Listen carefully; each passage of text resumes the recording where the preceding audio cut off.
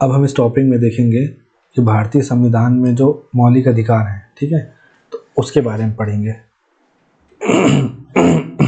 देखिए, जो पॉलिटी के आंसर होते हैं उसकी दो जान होती है। पहली जान तो ये है उसमें कि आप उसमें आर्टिकल्स कितने अच्छे से ऐड करते हैं, ठीक है। और अगर उसमें आपको कोई केस याद है, लेट सपोज केशवानंद भारती वाला, मिनर्वा मिल वाला, नागराज केस, ठीक है, इंदिरा साहनी केस, ऐसे अगर आपको केसेस याद हैं तो बहुत अच्छी बात है। आर्टिकल्स याद हैं, बहुत अच्छी बात है, ठीक है। इसके अलावा आपको जो एक्ट्स हैं, ठीक है, वो याद हैं, बहुत अच्छी बात है। अमेंडमेंट्स याद हैं, बहुत अच्छी बात है। तो ये बेसिक जान है पॉलिटी की। ये आप जैसे जैसे ज्योग्राफी की जान क्या है कि आपने बना दिया मैप, ठीक है, आपने बना दिया बढ़िया मैप, तो ज्योग्राफी की जान है। ऐसे ही ज्योग्राफी पॉलिटी की जान उसके आर्टिकल्स हैं, उसके अमेंडमेंट्स हैं, अब उसे जो कि उस केसेस हैं वो है। तो एक बार बेसिक जो हम याद कर लेते हैं कि जो भाग 3 में आर्टिकल 12 से 35 तक में जो हमारा क्या है फंडामेंटल राइट है वो है। देखिए 12 में स्टेट की परिभाषा है कि स्टेट के अंदर में क्या आएगा, जैसे ONGC स्टेट के अंदर में आएगा, तो ये भी एक स्टेट है, गवर्नमेंट को रिप्रेजेंट कर रही है। आर्टिकल 13 में क्या आएगा कि ऐसी विधियाँ, अगर जो विधियाँ जो फंडामेंटल राइट का वायलेशन कर रही हैं तो उसको जो है सुप्रीम कोर्ट जो है नल एंड वॉइड घोषित कर सकता है, ठीक है। इसमें लॉ ऑफ एक्लिप्स है और बहुत सारे लॉ हैं इसमें। तो आर्टिकल 14 से देखिए, पहला समानता का अधिकार, ठीक है, पहला है राइट टू इक्वालिटी, दूसरा है राइट टू फ्रीडम, ठीक है, तीसरा है एक्सप्लॉयटेशन के अगेंस्ट, ठीक है, राइट है, चौथा है राइट टू रिलीजन, फिर पांचवा है आपका माइनॉरिटी, फिर छठवां है आपका आर्टिकल जो 32 है, ठीक है। तो समानता का अधिकार, स्वतंत्रता का अधिकार, ठीक है। इसके बाद भाई साहब, इसके बाद आप देखिए शोषण के विरुद्ध अधिकार, धर्म की स्वतंत्रता का अधिकार, सांस्कृतिक और शैक्षणिक अधिकार और संवैधानिक उपचारों का अधिकार, ठीक है। तो एक बार लाइन से हम देख लेते हैं सारे आर्टिकल्स को। आई होप आपको याद होंगे, पर फिर भी एक नज़र मान लेते हैं। अनुच्छेद 14 कानून के समक्ष समानता की बात कर रहा है। अनुच्छेद 15 भेदभाव का निषेध कर रहा है, धर्म, जाति, लिंग, वंश, जन्म स्थान, इन सब के आधार पर विभेद नहीं होगा। अनुच्छेद 16 सार्वजनिक रोजगार में समान अवसर की बात कर रहा है, इसमें भी धर्म, वंश, लिंग, जाति इन सब के आधार पर विभेद नहीं करना है। 17 में अस्पृश्यता का अंत करना, अनटचेबिलिटी को खत्म करने की बात। अनुच्छेद 18 में उपाधियों का अंत है ना, कि जैसे महाराजा धीराज, परम भट्टारक, ये सब उपाधियाँ, चंद्रगुप्त, विक्रमादित्य सेकंड, ऐसी उपाधियाँ ये सब बंद हो जाएंगी। स्वतंत्रता का अधिकार 19 से 22, अनुच्छेद 19 में 6 स्वतंत्रता है, भाषण, सभा, संघ, आंदोलन, निवास, पेशा, ठीक है। तो 19 1 A B C D E G, ठीक है ना, F खत्म हो गया है। फिर अनुच्छेद 20 अपराधों के लिए दोष सिद्धि के विरुद्ध संरक्षण। अनुच्छेद 21 जीवन और व्यक्तिगत स्वतंत्रता का संरक्षण, ठीक है ना, इसमें राइट टू डिग्निटी है, राइट टू साइलेंट है, राइट टू लाइफ है, ठीक है। और इसमें आपके बहुत सारी चीज़, बहुत सारे इंटरेस्टिंग अधिकार शामिल, मैं आपको आगे बताऊंगा। अनुच्छेद 21A आपका शिक्षा का अधिकार। अनुच्छेद 22 गिरफ्तारी और हिरासत के विरुद्ध संरक्षण, ठीक। इसके बाद आपका अनुच्छेद अगला है जो 23 मानव तस्करी और जबरन श्रम का निषेध, बाल श्रम का निषेध, 14 वर्ष से कम उम्र के बच्चे जो हैं वो काम नहीं कर सकते। धर्म की स्वतंत्रता का अधिकार है। अनुच्छेद 25 विवेक और धर्म की स्वतंत्रता, मतलब मैं किसी धर्म को मानना चाहता हूँ, नहीं मानना चाहता हूँ, इसकी मुझे स्वतंत्रता है। 26 में धार्मिक मामलों का प्रबंधन करने की स्वतंत्रता, जैसे शिरोमणि अकाली दल है, या फिर जैसे गुरुद्वारा जो कमेटी है वो अपने धर्म का मैनेजमेंट कर रही है, इसी तरीके से। अब यही मैटर चल रहा है जो वक्फ वाला है, वो इसी में चल रहा है कि आर्टिकल 26 का वायलेशन चल रहा है। तो अब वो पॉलिटिकल चीज़ चलने दो, आप बस इतना याद रखो कि जो 1995 का एक्ट था और अभी जो 2025 का आपका उम्मीद बिल आई है, ये उम्मीद नाम है इस बिल का, ठीक है। तो इन दोनों में क्या अंतर है, बस आप इतना याद रखो, बाकी आप इन सब चक्करों में ना पढ़ो, ठीक है, कि बीजेपी सही है, कि सपा सही है, कि कांग्रेस सही है, कि AIMIM सही बोल रही है, कि इमरान प्रतापगढ़ी सही बोल रहा। अभी आप बस आप इतना देखो कि दोनों लॉ में अंतर क्या है, और एक ये चीज़ पढ़ना कि वक्फ बाय यूज़ क्या है, ठीक। आपको बहुत इंटरेस्टिंग फैक्ट्स मिलेंगे, तो आप इसको पढ़िए और आप एग्ज़ाम में कैसे यूज हो सकता है उस पर ध्यान दीजिए। फिर आर्टिकल 27 में धर्म के प्रचार के लिए करों से स्वतंत्रता है। मतलब कल को आपके घर में कोई मतलब ऐसा हो जाए कि आपके, जैसे मान लीजिए आपके पापा गवर्नमेंट जॉब कर रहे हैं, अब उस एक सैलरी स्लिप होगी, उस सैलरी स्लिप में लिखा हो कि 1000 रुपये आपके काटे गए हैं राम मंदिर के लिए, ठीक है, आपसे टैक्स वसूला गया, क्यों भाई? या फिर 1000 रुपये आपसे काटे गए हैं जो हज यात्रा जा रहे लोग उनके लिए, क्यों भाई? तो इस तरीके से नहीं हो सकता। हाँ, शुल्क लिया जा सकता है। शुल्क मतलब एक फ़ीस होगी। कैसे फ़ीस? जैसे कि मान लीजिए सरकार मानसरोवर यात्रा कराती है, या फिर वो क्या नाम है, वो जो सिक्किम उधर से जाते हैं, नाथुला दर्रा होके जाते हैं, कैलाश मानसरोवर यात्रा ही शायद बोलते हैं उसको, ठीक है। तो उस यात्रा हो रही, तो उसमें बस का जो खर्चा है, मैनेजमेंट का जो खर्चा, वो फीस ले सकती है, पर टैक्स नहीं लग सकता आपके ऊपर अलग से। जैसे कि कल को रिलीजन सेस लग जाए, है ना, ऐसा नहीं। शैक्षणिक संस्थानों में धार्मिक शिक्षा से स्वतंत्रता है कि कल को जैसे आप सरकारी स्कूल में पढ़ रहे हैं या आप ऐसे स्कूल में पढ़ रहे हैं जिसको सरकार से एड मिल रही है, ठीक है, और वो अपने यहाँ कोई मतलब धर्म का प्रचार प्रसार किया जा रहा है और वो आपको जबरन बोल रहा है कि आपका ये रिलीजन है और आपको बी रिलीजन की प्रार्थना करने के लिए ज़बरदस्ती फोर्स कर रहा है, तो ऐसा नहीं कर सकता वो। सांस्कृतिक और शैक्षिक अधिकार अनुच्छेद 29 और 30, भाषा, लिपि और संस्कृति का संरक्षण आर्टिकल 29 में,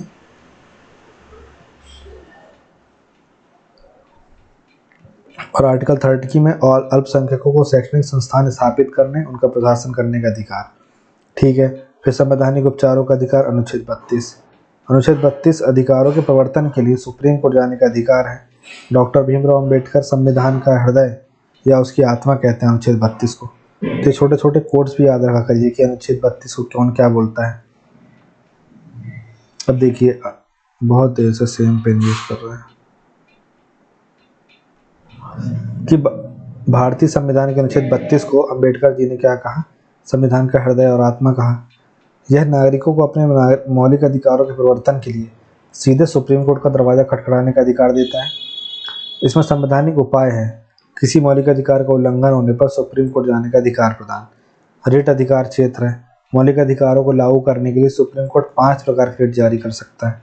बंदी प्रत्यक्षीकरण, गैर कानूनी हिरासत के लिए, इसके लिए आप जय भीम मूवी देखिए, ठीक है। तो मिस्टर चंद्रू रहते हैं उसमें, अपने सूर्या भाई जो हीरो हैं उसमें, तो हेबियस कॉर्पस जो है पूरा केस इसमें चलता है, क्योंकि वो जो पुलिस वाले हैं वो उनको इरूला ट्राइब जो रहती है उनको ज़बरदस्ती उनके लोगों को पकड़ के रखती है और उनको पेश भी नहीं करती है। तो बंदी प्रत्यक्षीकरण जो है वो इसमें देखिए गैर कानूनी हिरासत के लिए है ये, तो 24 घंटे के अंदर उसको मजिस्ट्रेट के सामने पेश करना ही करना पड़ता है, ठीक है। फिर परमादेश, सार्वजनिक अधिकारियों को उनके कर्तव्य का पालन करने के निर्देश देना, ठीक है। जो कोई ऐसा, जैसे मान लीजिए कि कोई कलेक्टर है, उसके वो किसी का काम नहीं कर रहा है, ठीक है, कैसे काम नहीं कर रहा है कि कोई बूढ़ा आदमी है, उसका पेंशन का काम है, उससे कुछ जुड़ा हुआ काम है, अब वो उसको फॉलो नहीं कर रहा है, तो उसको तुरंत निर्देश दिया जा सकता है। कोई नगर निगम है वो काम नहीं कर रहा है, तो उसको हाई कोर्ट, सुप्रीम कोर्ट उधर से आदेश दे देगा। निषेध, निचली अदालतों को उनके अधिकार क्षेत्र से बाहर जाने से रोकना, ठीक है।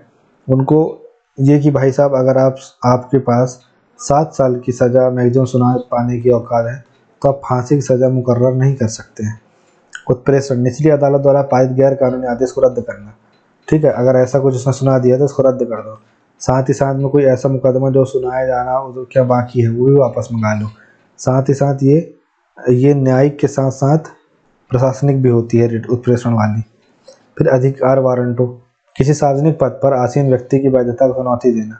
लेट सपोज आप एक कलेक्टर ऑफिस गए, आपने देखा कि यार यहाँ पे जो कोई एसडीएम बैठा है या कोई तहसीलदार जो बैठा हुआ है, ये मतलब ये तो एलिजिबल था ही नहीं इस चीज़ के लिए, यहाँ कैसे बैठा हुआ है, ये कैसे तहसीलदार बन सकता है, ठीक है। या फिर आपको ये पता था कि यार ये तो मतलब वो है, ब्लाइंड है, ठीक है, और ये यहाँ पे अच्छे खासी स्थिति में बैठा हुआ है, तो आपको उसके ऊपर डाउट हो रहा है। तो अब डाउट हुआ तो आप पता करने की कोशिश करेंगे, और ऐसा कि उसकी एलिजिबिलिटी ए होनी चाहिए उस एग्ज़ाम को निकालने के लिए, और उसके पास बी एलिजिबिलिटी थी, मतलब उसके पास ये नहीं था, तो आप बिल्कुल क्यू वारंटो लगा दीजिए और उस सार्वजनिक पद पर वो आसीन व्यक्ति जो उसकी वैधता क्या है, वो किस पद पर उस पर बैठा, किस योग्यता से उस पर बैठा हुआ है, ये बताने के लिए उसको बाध्य कर दिया जाएगा। ठीक है। फिर सुप्रीम कोर्ट तक सीधी पहुंच, नागरिक निचली अदालतों में जाए बिना सुप्रीम कोर्ट का दरवाजा खटखटा सकता है, स्वयं एक मौलिक अधिकार है ये। अनुच्छेद 32 स्वयं एक फंडामेंटल राइट है।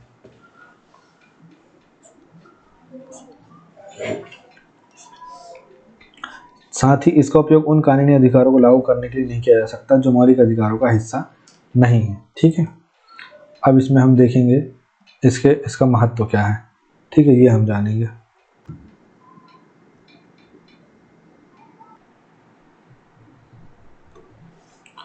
मौलिक अधिकारों का महत्व देखना था हमें। तो भाई महत्व क्या है इसका? पहला तो यह है कि व्यक्तिगत स्वतंत्रता की सुरक्षा करता है। ठीक है, करता है। जैसे आर्टिकल 21 जो है आपको जो जीवन और व्यक्तिगत स्वतंत्रता की रक्षा कराता है। ठीक है। साथ ही भाषण, अभिव्यक्ति, आवागमन की स्वतंत्रता सुनिश्चित करता है। दूसरा, समानता और सामाजिक न्याय भी प्रदान करता है। अनुच्छेद 15 जो है धर्म, नस्ल, जाति, लिंग, जन्म स्थान के आधार पर भेदभाव को प्रतिबंधित करता है। फिर उसके बाद हाशिए पर पड़े समूहों का सशक्तिकरण करता है। जैसे आप देखिए अनुच्छेद 16(4) सामाजिक और शैक्षणिक रूप से पिछड़े वर्गों के लिए आरक्षण दे रहा है।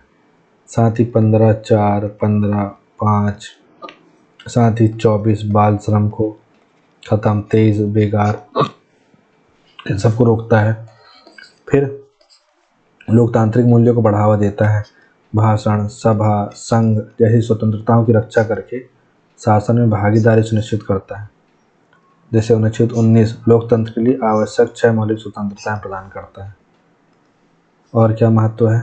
और महत्व यह है कि ये न्यायिक सुरक्षा और जवाबदेही सुनिश्चित करता है। आर्टिकल 32 क्या करता है? हमको न्यायिक सुरक्षा देता है ना। सीधे हम मतलब राज्य के विरुद्ध जा सकते हैं। अगर राज्य कुछ ऐसी एक्टिविटी कर रहा है जिससे हमारे राइट्स वायलेट हो रहे हैं तो हम स्टेट के अगेंस्ट में जा सकते हैं सुप्रीम कोर्ट। फिर सांस्कृतिक पहचान का भी संरक्षण करता है।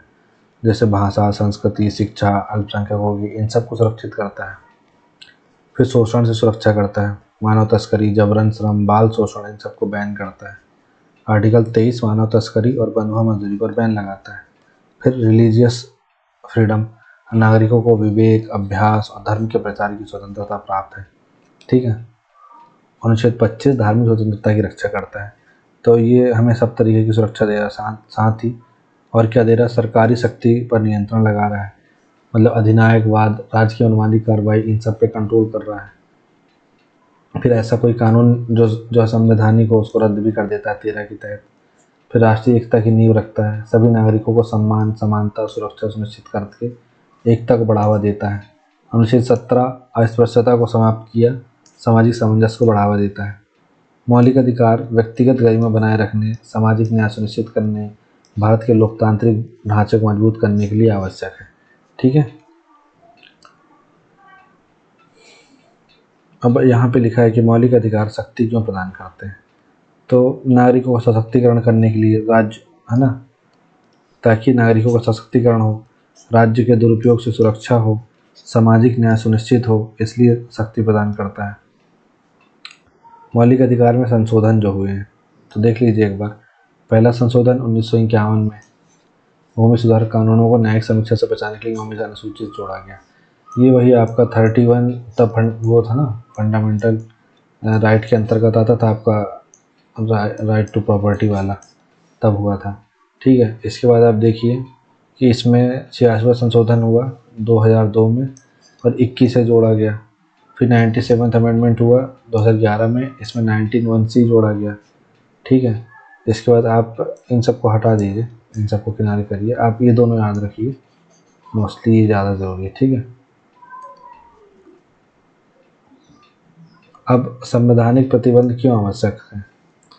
जैसे अधिकारों के दुरुपयोग को रोकना, पूर्ण स्वतंत्रता अगर आपने दे दी, मतलब कि जैसे बोलते हैं ना युक्ति प्रतिबंध क्यों लगे हैं फंडामेंटल राइट में, तो अगर पूर्ण स्वतंत्रता प्राप्त हो गई तो दूसरे के अधिकारों या सार्वजनिक व्यवस्था को नुकसान पहुंचेगा।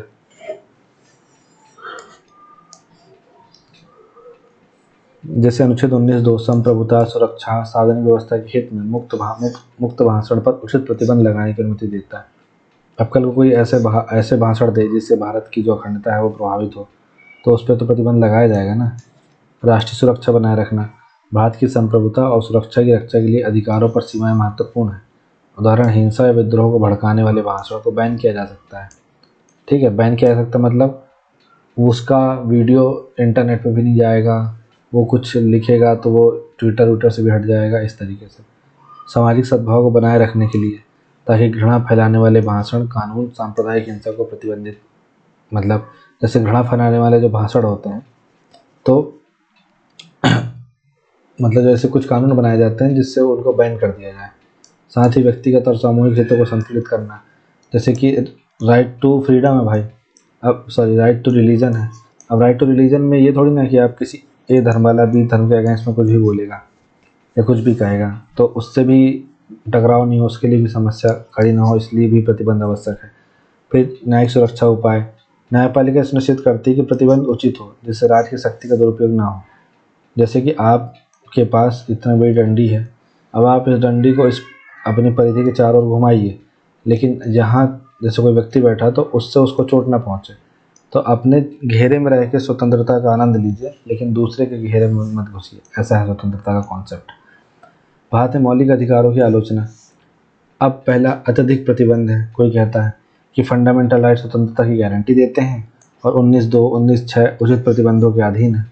जैसे अभिव्यक्ति की स्वतंत्रता, सार्वजनिक व्यवस्था, नैतिकता, मानहानि जैसे आधारों पर प्रतिबंधित है, जिससे इसकी पूरी क्षमता सीमित हो जाती है। दूसरा, कुछ मामलों में नागरिकों तक सीमित। कुछ फंडामेंटल राइट जैसे आर्टिकल 19 केवल नागरिकों के लिए उपलब्ध हैं, विदेशियों को छोड़कर। फिर आपातकाल के दौरान निलंबन, इमरजेंसी आती है, ठीक है, तो अनुच्छेद 20-21 को छोड़कर सब निलंबित हो जाते हैं। चौथा, कोई निरपेक्ष प्रकृति नहीं, फंडामेंटल राइट्स निरपेक्ष नहीं है और संसद द्वारा कानूनों के माध्यम से उन्हें रद्द किया जा सकता है यदि उन्हें उचित प्रतिबंधों के रूप में उचित ठहराया जाए। सामाजिक आर्थिक अधिकार गायब, ठीक है, मतलब यहाँ पे क्या है, डीपीएसपी के विपरीत फंडामेंटल राइट्स राजनीतिक अधिकारों पर बहुत अधिक ध्यान देते हैं, सामाजिक और आर्थिक अधिकारों की अनदेखी करते हैं। निष्कर्ष, जबकि फंडामेंटल राइट्स व्यक्तिगत स्वतंत्रता की सुरक्षा में महत्वपूर्ण है,